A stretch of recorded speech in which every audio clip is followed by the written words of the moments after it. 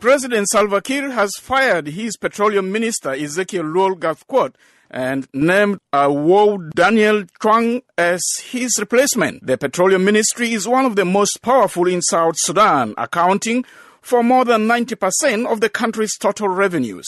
A Juba-based economic analyst says Gatkouth was never transparent about how the ministry's funds were being spent. WinnieCirino reports for VOA from Juba.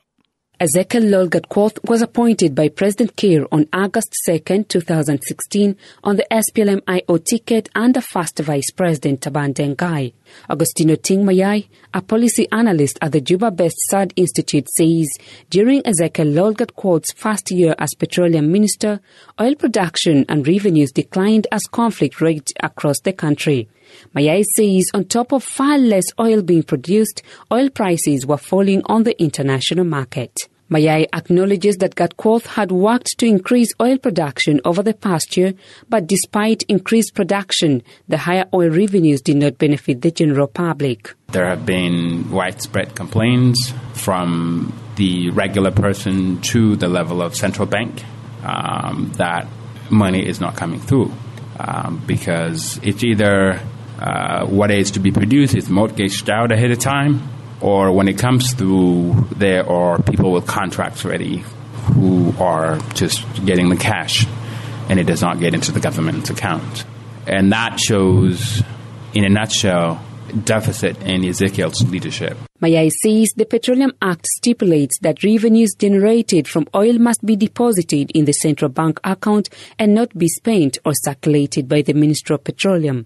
He says, contrary to what the law requires, Gatkouth's ministry signed deals with oil companies and individual businessmen, a clear violation of the Petroleum Act. Ezekiel's job was to milk the cow and to make it available to the institution that would distribute it to the general public or the consumers. That doesn't seem to have been done. Ezekiel was directly contracting out our oil.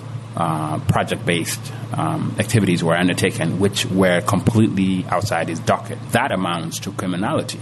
If the system protocols or the laws were to be implemented, Ezekiel should go straight to jail. Mayai says nothing happened to Gatkouth due to politics and systemic weaknesses in the country's legal institutions. Gatkouth was subject of ridicule in social media last year after he said during a BBC interview, "And we are stabilizing the situation in the country. Economy is booming. As a Minister of Petroleum, we are working hard to make sure that the money that we are getting from oil is actually used to provide service." Mayai says Gatkouth's comment about a booming economy in South Sudan is patently false. He says Gatkouth does not understand how a country's economy works. Mayai says Gatkouth could be talking about how more companies are now committed to producing oil in the Upper Nile region, but does not equate to a booming South Sudanese economy. The improvement in the economy would be seen in a variety of ways. One is stabilization of the prices in the market. Have we seen that? Our currency is still tumbling as we speak. The prices are not necessarily stable. People are not being paid, especially the civil servants.